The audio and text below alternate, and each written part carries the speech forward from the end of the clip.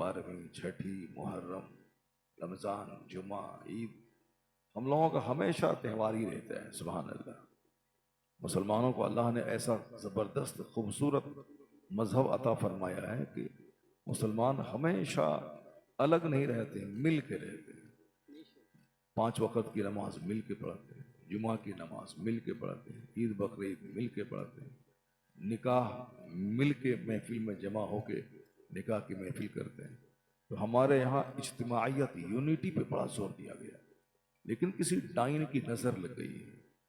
जिस मजहब में सिर्फ ऑर्गेनाइजेशन, यूनिटी, तंजीम, इत्तेहाद, मोहब्बत, आज किसी डाइन की नज़र लग गई है कि आज सबसे ज़्यादा इख्तलाफ, इंतशार, नफरत और दुश्मनी में अगर कोई कौम डूबी है तो ये कौम मुस्लिम डूबी है, जिसने सारी दुनिया को मोहब्बतों का पैगाम दिया, जिसने सारी दुनिया को इत्तेहाद का पैगाम दिया।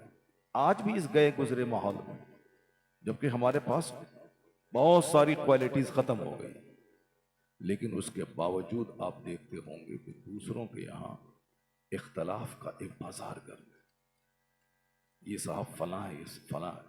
मगर हमारे यहाँ मस्जिद से बाहर तो है थोड़ा सा, लेकिन जहाँ 5 वक्त नमाज पढ़ी जाती है वहां अगर भीख मांगने वाला फकीर अगर पहली सफ में बैठ जाता है, कोई सैयद साहब, पठान साहब, शेख साहब अगर बाद में आते हैं, फकीर अपने मन से उठ जाए अलग बात है, लेकिन कोई उनको उठा नहीं सकता कि मैं पठान साहब हूं, तुम यहां से उठ जाओ। अगर जमात खड़ी हो रही है, सैयद साहब सबसे आखिर में आए, तो सैयद साहब सबसे पिछली सब में खड़े रहते हैं। नदाब, जुलहा, शेख, पठान सब आगे हैं। मस्जिद में जो सबसे पहले आ जाए, जहां बैठ जाए वही उसकी जगह है, और जब तक वह अपने मन से उठे नहीं, कोई उसको उठा नहीं सकता, चाहे वह 10 घंटे तक बैठा रहे।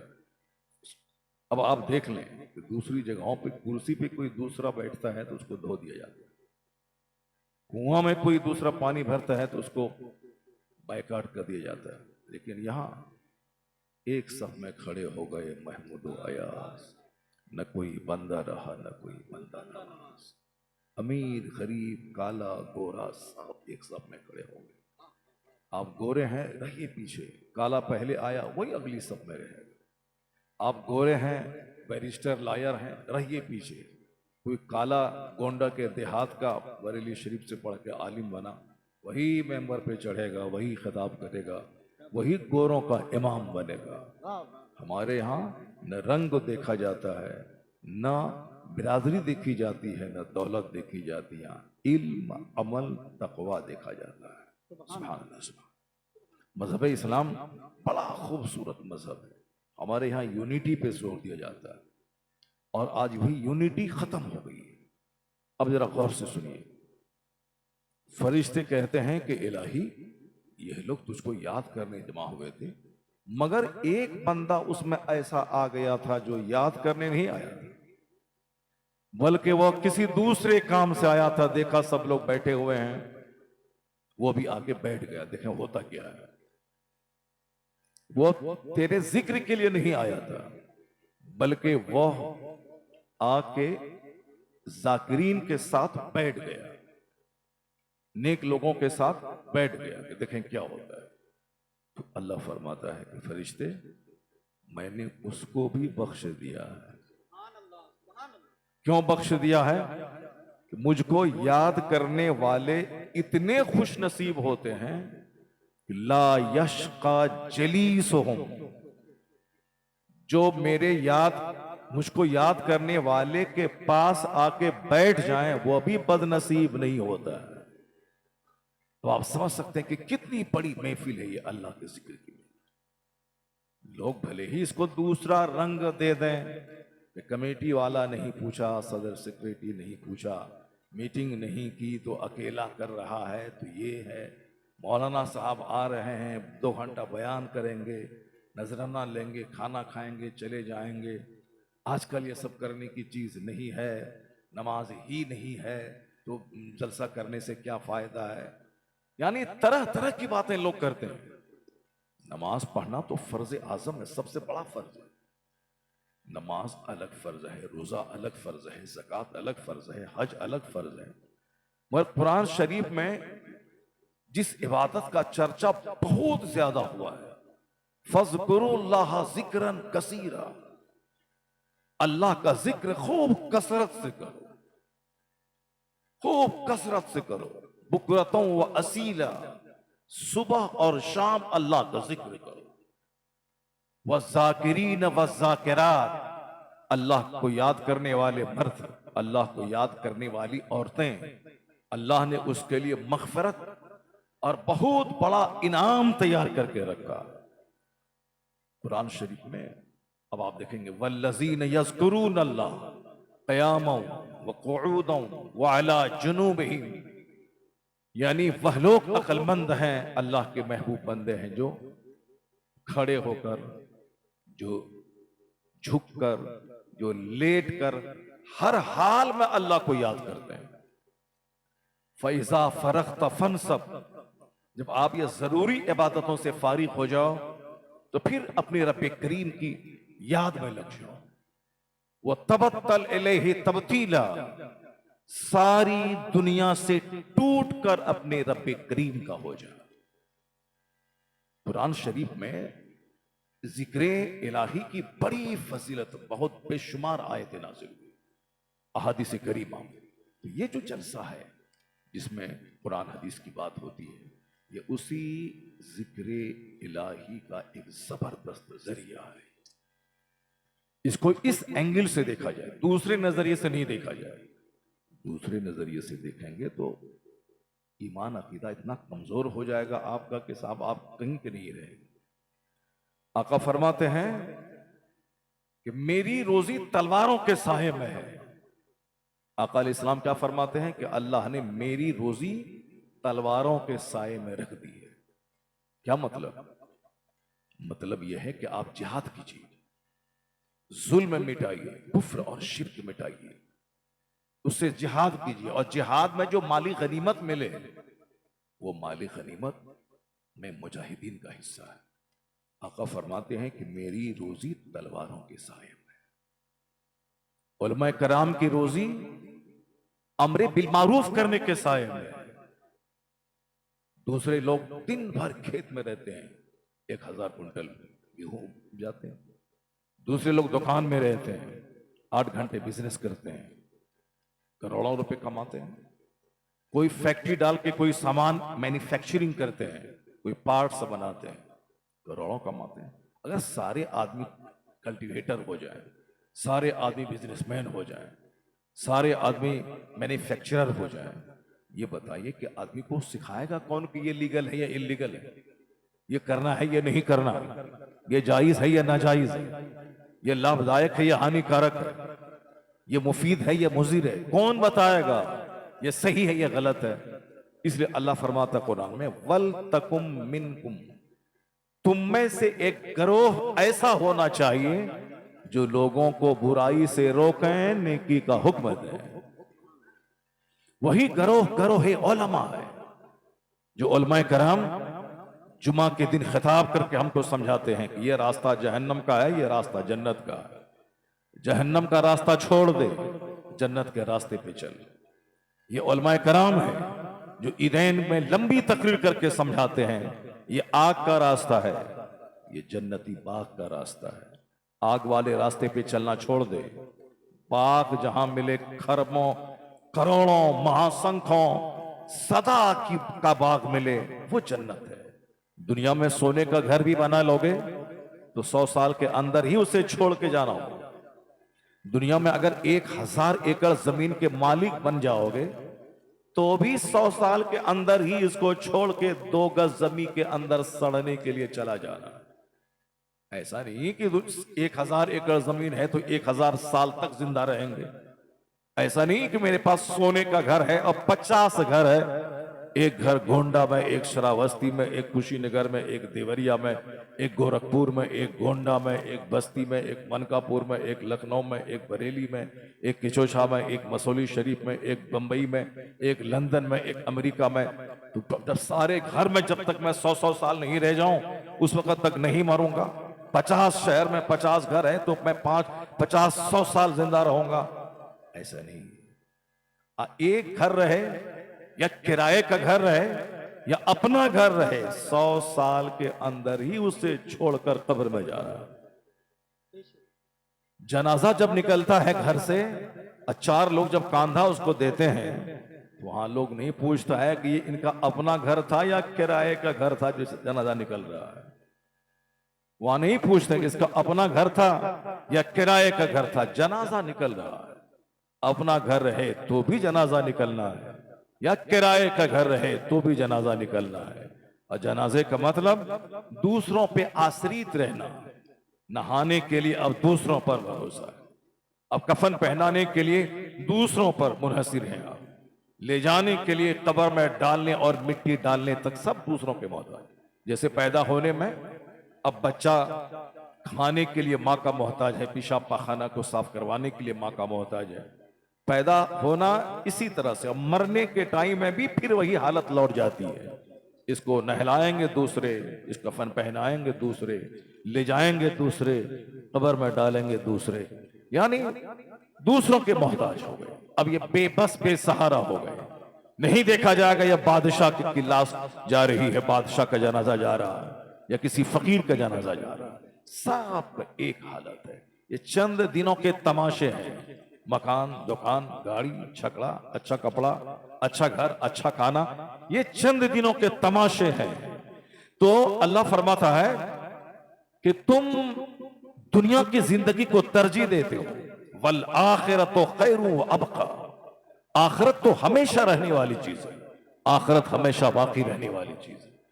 दुनिया को प्रेफरेंस मत दो। ये दुनिया टेम्पररी, प्रोविजनल, आर्जी, आज है कल खत्म। असली चीज दायमी है, वो आखिरत, जन्नत। जहां आग है तो सदा की आग है, जहां बाग है तो सदा का बाग है। असल में आराम वहां का। हुजूर बुखारी शरीफ की हदीस में आया है कि हमेशा फरमाते थे, ला ऐशा इल्ला ऐशुल आखिरा, आराम नहीं है मगर आखिरत का आराम। तो जिसके दिमाग में आखिरत बस जाए उसके लिए नमक रोटी, बिरयानी दोनों एक है, सोने की दीवार, मिट्टी की दीवार दोनों एक है।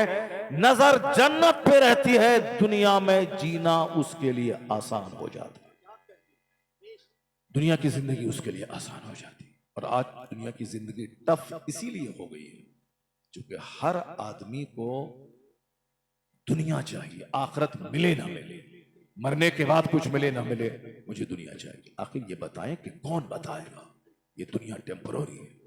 कौन बताएगा कि तुमने जो रास्ता चुना है ये रास्ता तबाही का है, ये रास्ता आबादी का इधर है, तुम उधर जा रहे हो, काबा का रास्ता इधर है, तुम इधर जा रहे हो, तुम नहीं पहुंच पाओगे काबा चाहे सारी जिंदगी चलते रहो, क्योंकि तुम्हारा डायरेक्शन गलत है। तुम जिस डायरेक्शन पे चल रहे हो ये डायरेक्शन काबा का नहीं है। तू बकाबा नरसी ए रबी की रह के मी रवि बतुर्किस्तान, ये जो रास्ता तू जा रहा है ये तुर्किस्तान का है, काबा का नहीं है। काबा का रास्ता है ये, इधर जाओगे तब पहुंचोगे काबा, और तुम तो अपोजिट डायरेक्शन पे जा रहे हो। जितना चलते रहोगे दूरियां बढ़ती रहेंगी। तो कम से कम एक गिरोह समाज में ऐसा होना चाहिए जो ना बिजनेसमैन हो, जो ना कल्टीवेटर हो, जो ना फार्मर हो, बस सिर्फ इतना हो कि वो हमें गाइड करता रहे, मार्गदर्शन करता रहे, सीधा रास्ता दिखलाता रहे, तब फिर दुनिया का सारा काम सुचारू ढंग से चलेगा। उसी गिरोह का नाम गिरोह उलमा है। जिस तरह आसमान में चांद चमकता है, जमीन पे उसकी रोशनी पड़ती है, मुसाफिर उस रोशनी में अपना रास्ता देखते हैं, उसी तरह इस जमीन का चांद, इस जमीन के उलमा के गिरोह है, जिसकी वजह से आदमी को राहे हक और राहे बातिल का पता मिल जाता है। मोबाइल चलाइए, सब मोबाइल चलाइए, स्टेज पर बैठ के चलाइए और सामने बैठ के चलाइए और मस्जिद में चलाइए और मदरसा में चलाइए। कोई मुसीबत आ जाए कहिए कि अल्लाह कहाँ है, रसूलुल्लाह कहाँ है, गौसे आजम कहाँ है, गरीब नवाज कहाँ है। काम करे अपना बुरा और जब बर्बाद होने लगे तो कहता है कि अल्लाह कहाँ है। जब बुरा काम करते वक्त तो कम से कम खोजना चाहिए कि अल्लाह कहाँ है। रसूलुल्लाह कहाँ है, अल्लाह ने क्या कहा है, रसूलुल्लाह ने क्या कहा है, गौस ने क्या कहा है, ख्वाजा ने क्या कहा है। उस वक्त तो सोचना चाहिए। बुजुर्गों ने कहा है, ये मत बोल कि अल्लाह कहाँ है, यह बोल के तू कहाँ है, तुम कहाँ हो, तुम कहाँ हो। और फिर अल्लाह रब्बुल इज्जत की बात अगर हमेशा तुम माने और संकट में तुम पड़े, कोई भाई बंधु भतीजा आए ना आए, खुदा की मदद तेरे साथ रहेगी। तुम खुशहाली में अल्लाह को याद करो, तंगियों में अल्लाह तबारक व तआला तेरी मदद करेगा। तुम खुशहाली में याद करो, खुशहाली में ज्यादा याद करो, ताकि जब मुसीबत आ जाए तो अल्लाह तबारक व तआला तुम्हें तनहा नहीं छोड़ दे, बल्कि अल्लाह की मदद तेरे साथ हो। जो कुछ भी सारी दुनिया में आज हो रहा है, इसकी जिम्मेदार अल्लाह नहीं है, रसूल पाक नहीं है, गौसे पाक नहीं। 100% इसके जिम्मेदार हम हैं।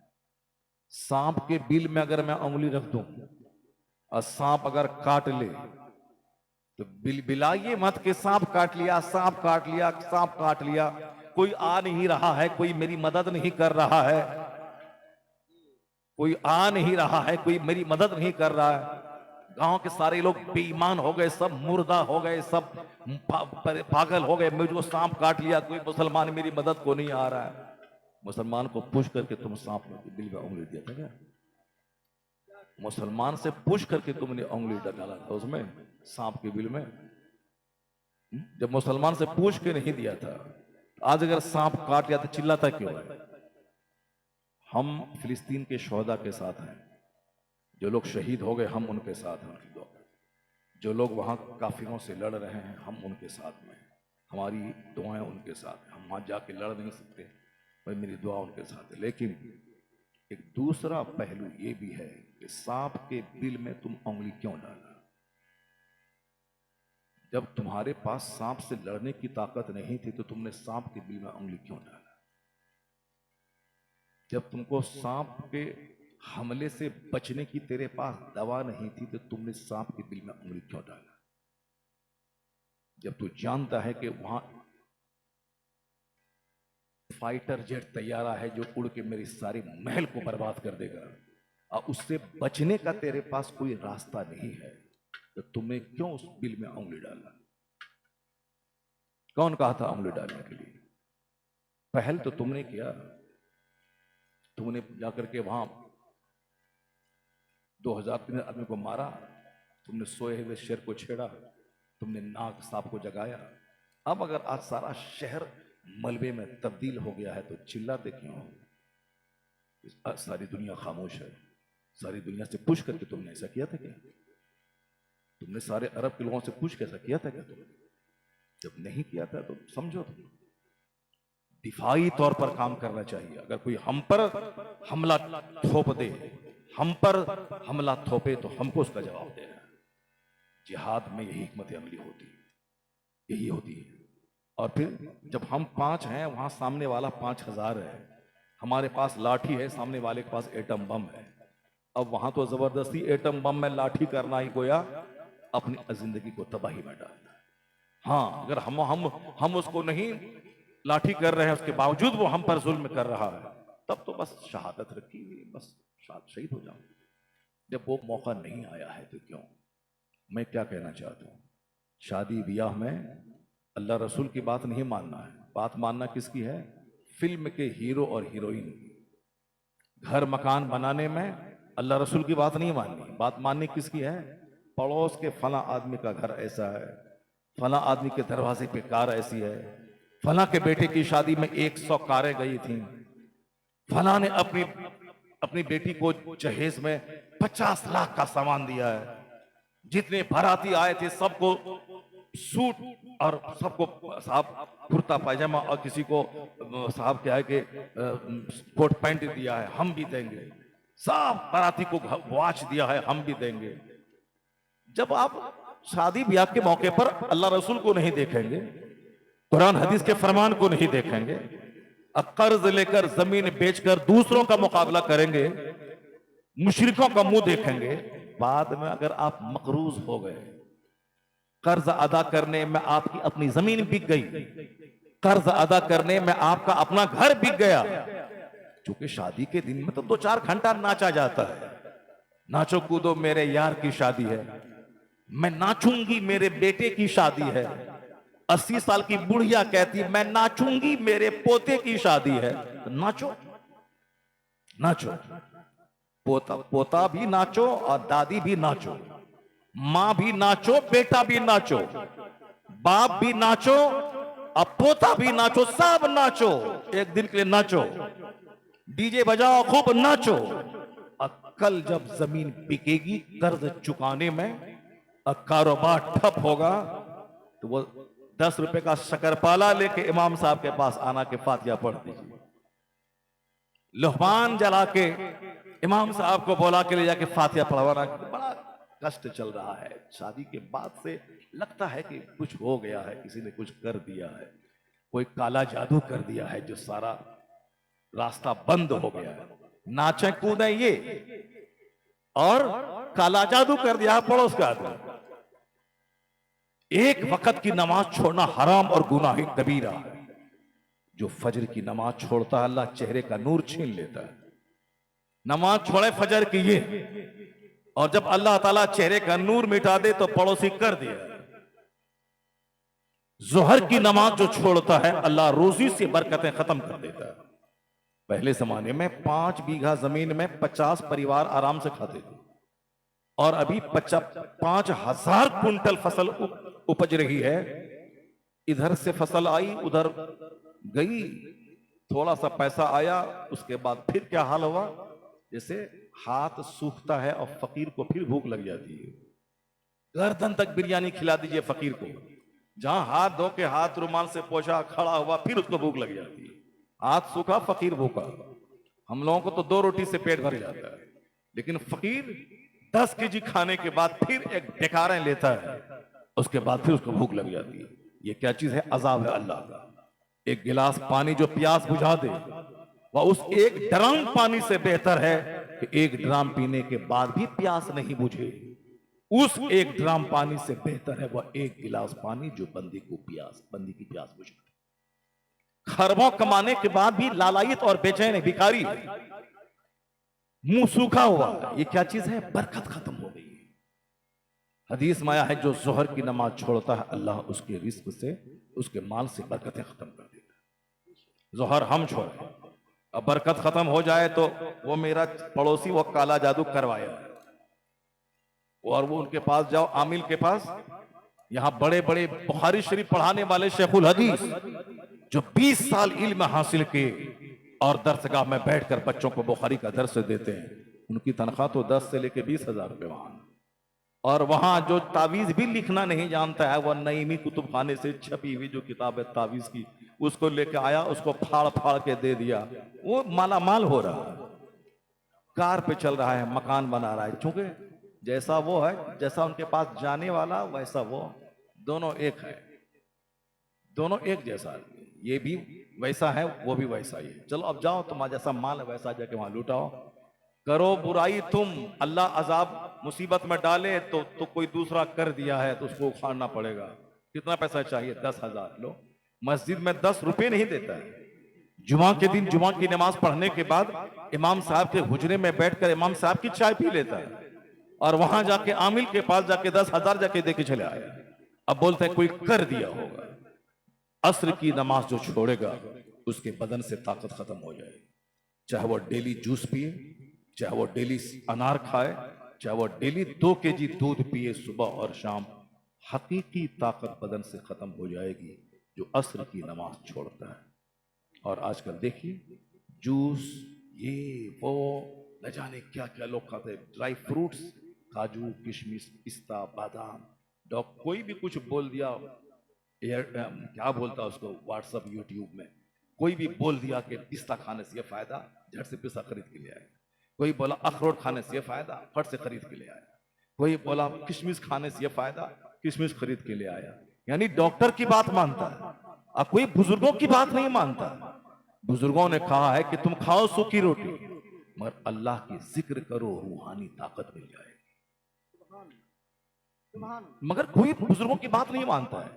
बुजुर्गों के पास कब आता है बंदा, बेटा की शादी नहीं हो रही ताबीज दे दी, बेटी की शादी में देर हो रही ताबीज दे दी, मकान ठीक से मुकम्मल कंप्लीट नहीं हो रहा है, पैसा घट गया है, ताबीज दे दीजिए। कारोबार पहले चलता था बहुत ज्यादा, सब काम किए, बम्बई में घर खरीद लिए, गांव घर बना लिए, गाड़ी खरीद लिए, शहर में बना लिए, अब नहीं चल रहा है, बाबा कुछ कर दीजिए। बाबा के पास हमारे बाबा बैठे हुए हैं, बहुत जबरदस्त बाबा है, इतने बड़े जबरदस्त बाबा हैं कि इनके खानदान, इनके आबाओ अजदाद की एक जबरदस्त तारीख रही है। मसौली शरीफ, बेलग्राम शरीफ, क्या बात है, ग्वारेरा शरीफ, और फिर सारे शरीफों की शराफत बताने वाला बरेली शरीफ। सुभान अल्लाह। सुभान, क्या कहा आला हजरत ने, कैसे आकाओं का बंदा हूं रजा, बोल बाले मेरे सरकारों। सुभान अल्लाह। कौन सरकार? वही बेलग्रामी सरकार। कौन सरकार? वही सरकारे मसौली, वही सरकारे मारेरा, वही सरकारे गौसे आजम के शहजादों की सरदारी। ये सब के सब बड़े बड़े लोग हैं। रजा ने इतना चर्चा बड़ों का किया, गौस का, ख्वाजा का, इतना चर्चा अपने सरकारों का किया कि उस चर्चे के सदके में अब हर तरफ रजा की अजमत का डंका बज रहा है। ऐसा डंका बज रहा है कि ऑस्ट्रेलिया में रजा रजा, हॉलैंड में रजा रजा, अमेरिका में रजा रजा, बरेली के सौदागरान में कब्र है, बिहार की गली गली में रजा रजा, साहब तमिलनाडु में गली गली में रजा रजा, मदरसा में तो रजा रजा, कॉलेज में रजा रजा, यूनिवर्सिटी में रजा रजा, हर जगह रजा। ऐसा लगा जैसे वादी रजा की कोहे हिमालय रजा का है, जिस समत तो देखिए वो इलाका रजा का। नारे तकबीर, नारे रिसालत, मसलके आला हजरत, फैज़ाने सरकारे आला हजरत, फैज़ाने हुजूर ताजुश शरिया। अब लोग रजा से चिढ़ रहे हैं, मुफ्ती आजम हिंद के जिक्र से चिढ़ रहे हैं, ताजुश शरिया क्या कहना, गली गली, पहले तो कहते थे करिया करिया ताजुश शरिया, करिया करिया, करिया का मतलब जैसे एक गांव है पूरा करिया हो गया, यहाँ तो गली गली में ताजुश शरिया का चर्चा हो रहा है। पूरी दुनिया में ताजुश शरिया का चर्चा, उनके जनाजे का चर्चा, उनके जलसे का चर्चा, उनके हुस्न का चर्चा, उनके मुरीदों की कमोबेश 10 करोड़ की तादाद का चर्चा, हर तरफ चर्चा ताजुश शरिया का हो रहा है। क्यों? ताजुश शरिया ने कोई फैक्ट्री नहीं बनाई, ताजुश शरिया ने बरेली में मार्केटिंग कॉम्प्लेक्स नहीं बनाया, ताजुश शरिया ने दिल्ली में कोई कारोबार नहीं किया, जबकि आपके मुरीद 80-80 लाख की कार लेके हाजिर है, 15-15 लाख का साहब एक लिफाफ लेके हाजिर है, 1-1 करोड़ रुपए लेके हाजिर है, हुजूर मेरे घर में कदम रख दीजिए। मगर ताजुश शरिया ने कहा तुम रजा के बेटे को पैसे से खरीदना चाहते हो, नहीं जाएंगे तुम्हारे यहाँ। गरीब के घर चले गए मगर उनके घर नहीं गए जो लाखों रुपए लेके था।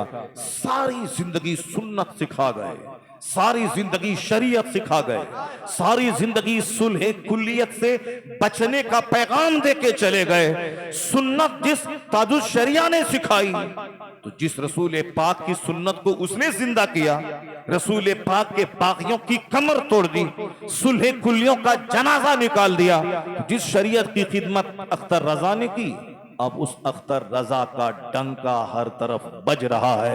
ऐसा बज रहा है कि बस्ती बस्ती करिया करिया ताजुश शरिया ताजुश शरिया। जो अपने बाप दादा का जिक्र करता है उसको उनका अपना बेटा भूल जाता है, जो सिर्फ अपने खानदान का चर्चा करता है उसको उसके गांव के लोग भूल जाते हैं। लेकिन जो चर्चा मुस्तफा का करता है, जो चर्चा खुदा का करता है, जो चर्चा खुदा के दीन का करता है, जो चर्चा मुस्तफा की शरीयत और सुन्नत का करता है, बता दे कोई कि आला हजरत ने अपने बाप की बायोग्राफी पे कोई किताब लिखी हो। यहां तो हर पीर दूसरों को पैसा देके अपने बाप दादा की झूठी करामत लिखवाता है। हर नहीं, अक्सर लोग ऐसे करते हैं, जिनके बाल बच्चे जाहिल हैं वो लोग ऐसा करते हैं। लेकिन बता दें कि आला हजरत ने अपने बाप मुफ्ती नकी अली खान रहमतुल्लाह ताला अलैह की बायोग्राफी पे कोई मोटी किताब लिखी हो? नहीं। 1000 किताबें लिखने वाला अहमद रजा अपने बाप की बायोग्राफी नहीं लिखी। जब भी कलम उठाया मुस्तफा की अजमत पे कलम उठाया। मुस्तफा की अजमत बयान किया, हुजूर की अजमत पे होने वाले हमलों का दिफा किया है, तहफ़्फ़ुज़े नामूसे रिसालत का फरीज़ा अंजाम दिया है। तो जो रजा अपने आप को मुस्तफा के कदमों में डाल दिया, अपनी इज्जत, अपना नामूस, अपना खानदान, अब सब कुछ कुर्बान कर दिया, उसको सौदागरान से अल्लाह ने उठाया, शोहरत के उस आसमान पे पहुंचा दिया कि वक्त गुजरता जा रहा है, रजा की अजमत का पहलू उजागर होता चला जा रहा है। नारे तकबीर, नारे रिसालत, मसलके आला हजरत, फैज़ाने सरकारे आला हजरत। जीना है अपने ढंग से, और जब काम बिगड़ जाए तो 10 रुपए का बताशा लेके फातिहा करवाने लग जाना है। जीना है अपने ढंग से, और अपनी मर्जी के मुताबिक मुरादें मांगनी हो तो मसूली शरीफ चले जाए। अब 50 रुपए का बताशा लेके फातिहा करें, और बाबा 10 करोड़ का प्लॉट बिक रहा है, एक नजरे करम चाहिए। बताशा 10 रुपए का, और 10 करोड़ का प्रोजेक्ट लेके पहुंचे, 10 करोड़ रुपए का प्रोजेक्ट लेके पहुंचे। न पढ़ना न लिखना है, चले गए मसूली और चले गए अजमेर शरीफ। बाबा फला रमेश का बेटा डीएम बन गया, हमारे बेटे को भी डीएम बना दीजिए। अब रमेश का बेटा 15 घंटा पढ़ेगा तो डीएम बनेगा, उमेश का बेटा 18 घंटा पढ़ेगा तो डॉक्टर बनेगा, और अब्दुल्ला का बेटा खाली गुटखा खाएगा। अब्दुल्ला का बेटा गुटखा खाएगा और गुटखा खा के जलसे में बैठेगा। पीर साहब को सलाम करने के लिए बहुत दूर जाके पहले पिरकी फेंकेगा, तब आके के सलाम करेगा। क्या दिल दिमाग सब चौपट हो गए। हर चीज का एक टाइम होता है। पखाना रूम जाना है, क्या मतलब 24 घंटे पखाना रूम में रहे? तो उसका तो बवासीर की बीमारी होगी, सारी एतरी बाहर निकल जाएगी उसकी, जो हमेशा रहेगा। गया काम किया, फट से निकल गया। जो 24 घंटे सोएगा पागल हो जाएगा, उसकी अकल खत्म हो जाएगी, मर जाएगा। सोना 4 से लेके 6 घंटा बस। वो डॉक्टर फॉक्टर कहते हैं 8 घंटा 12 घंटा। हाँ, बच्चा को 12 घंटा सोना चाहिए, लेकिन जो जवान आदमी है 4 से लेके 6 घंटा। हम लोगों को नसीब कहाँ है 6 घंटा 8 घंटा सोना। 3 घंटा 4 घंटा, 3 घंटे 4 घंटे बस काफी है। 4 घंटे सोइए, ज्यादा वर्क कीजिए, और उसके बाद ज्यादा मत खाइए। खाइए, बिरयानी खीर अच्छी चीज है, मगर यहाँ गर्दन तक खा लिए तो 4 दिन वोमिटिंग होगी और लूज मोशन होगा, आगे से भी निकलेगा पीछे से भी निकलेगा, दोनों काम होगा। तो अच्छी है बिरयानी तो क्या मतलब सब सारी देख बिरयानी खा लें। खीर अच्छी है तो क्या मतलब सारी खीर खा लें। रसमलाई अच्छा है तो क्या मतलब 50 कप खा लें। बस उतना ही खाएं जितना पच जाए। गुटखा तो खाना ही नहीं चाहिए, कैंसर होता है उससे। लेकिन अगर किसी को आदत लग गई है, अगर वो धीरे धीरे उसको छोड़ दे, उसके लिए 5 मिनट का टाइम निकाल ले, 5 मिनट का टाइम निकाल के खा ले। उसके बाद साफ करके मिसवाक करके अपना रेडी हो जाए, ताकि बदबू ना हो, कैंसर पैदा ना हो। ये क्या, गुटखा खा के सो गया 6 घंटा, अब वो सारा तंबाकू अंदर अंदर भीगता रहा।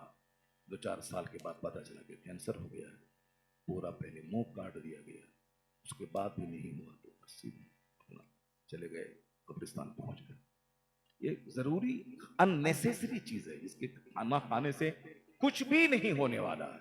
अल्हम्दुलिल्लाह हम लोग नहीं खाते हैं राजशरी, शुद्ध पलस, रजनीगंधा, पान पराग। पान तक नहीं खाते हैं तो शुद्ध पलस का क्या मतलब? पान नहीं खाते, सिगरेट नहीं पीते, बीड़ी नहीं पीते, रजनीगंधा नहीं खाते हैं, पान पराग कुछ भी नहीं खाते, सिर्फ चाय कभी कभी पीते हैं, आदतन भी नहीं पीते। अभी आए तो चाय तक नहीं पिया, वो नमकीन खा लिया, फिर रोटी खा लिया, उसके बाद अपना नमाज पढ़ा, आ गए स्टेज पर। बहुत सारे, अरे लाओ जल्दी से चाय वरना मर जाएंगे, लाओ।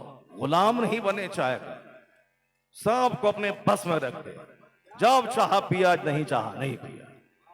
सिगरेट बीड़ी को बस में रखना है ना। हम नहीं पीते हैं अलग बात है, पीना हराम भी नहीं है, लेकिन अगर आप पीते हैं तो अपने बस में रखिए। नहीं पिएंगे 5 दिन कुछ नहीं होने वाला, नहीं पिएंगे बीड़ी 5 दिन कुछ नहीं होने वाला। ये क्या है कि बीड़ी नहीं पिएंगे तो सुबह लेटिन ही नहीं होगा? ये कौन सी गुलामी है? ये कौन सी गुलामी कर रहे हैं? गुल नहीं घसेंगे तो लेटिन नहीं होगा। अब नमाज पढ़ने के बाद गुल लेके घस रहे हैं, या नमाज पहले से पढ़ने पहले नमाज पढ़ाने से पहले गुल घस रहे हैं। घूम रहे हैं ताकि निकलने का इंतजाम हो जाए। अब इस बीच में जमात छूट जाए, मुअज्जिन साहब तुम नमाज पढ़ा दो। अरे जमात को छूटे, गुल छोड़ो ना तुम, गुल छोड़ दो। क्या जब गैर जरूरी चीज है गुल छोड़ दो, क्यों उसके गुलाम हो गए? गुल छोड़ दो। जो गुल नहीं खाता उसको वो भी बाथरूम जाता है और तुमसे ज्यादा अच्छा बाथरूम करता है वो, तो इसका फिर उसको गुलामी करने की क्या जरूरत है? सब अननेसेसरी गैर जरूरी चीजों को छोड़ दे। बुजुर्गों ने कहा है कि अल्लाह का जिक्र करो, नमाज पढ़, नमाज से असर पाबंदी से पढ़ो, बगैर संतरा खाए हुए ताकत मिल जाएगी।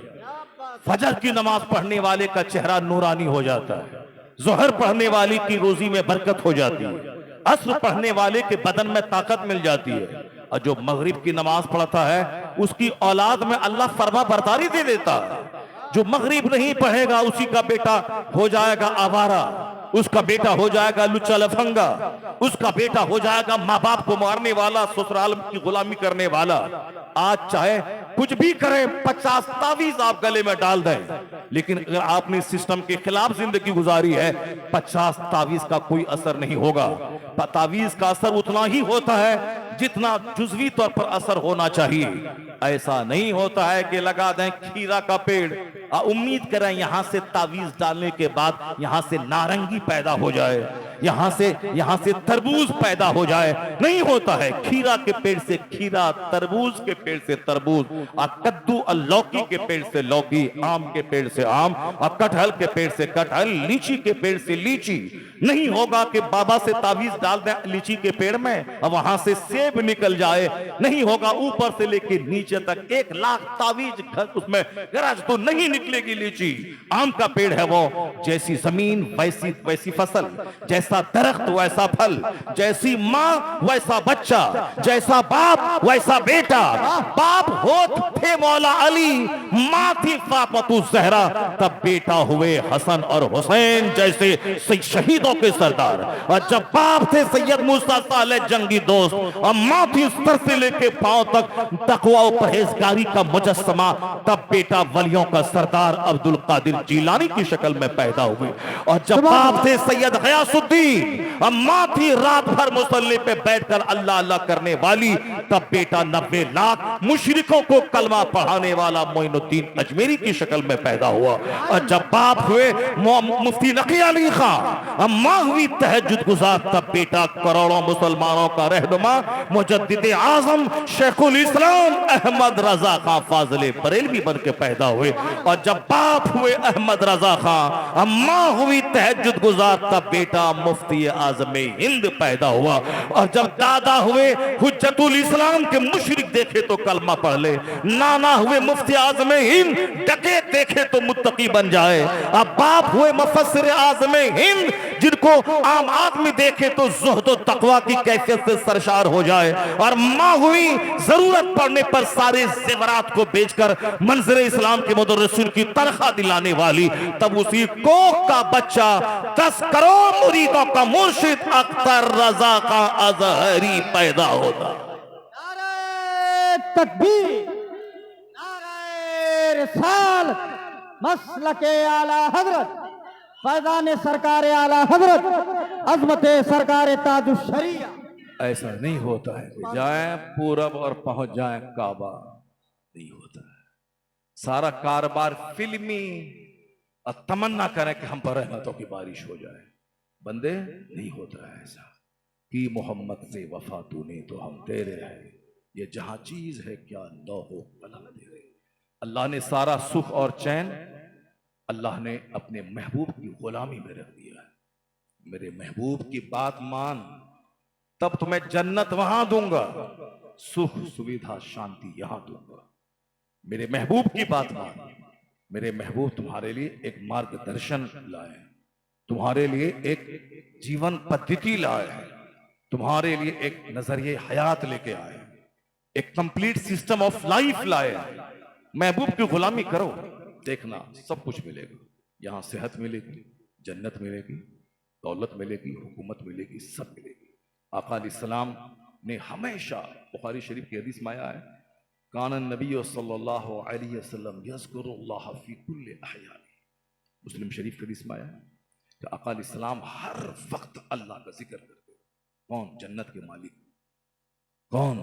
वही जिसके बारे में कहा गया कि एक सितारा चमकता था 70,000 साल के बाद, जिसको मैंने 72,000 मर्तबा देखा। वो सितारा कौन था? मुस्तफ़ा जाने रहमत। वो जो अर्श के मेहमान हुए, जो अर्श में रहते थे, जो अल्लाह के महबूब, जो बासे तख्लीक कायनात हैं, वो जब दुनिया में तशरीफ लाए बशरी शक्ल में, तो अल्लाह रब्बुल इज्जत का हर वक्त जिक्र करते थे। सोते थे बहुत कम, खाते थे बहुत कम, पीते थे बहुत कम।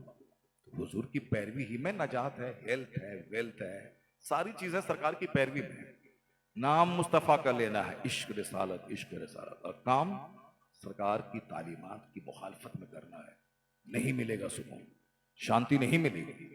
जितने भी लोगों ने मारिफत का नूर हासिल किया, जितने भी लोगों ने आसमान और फजाओं में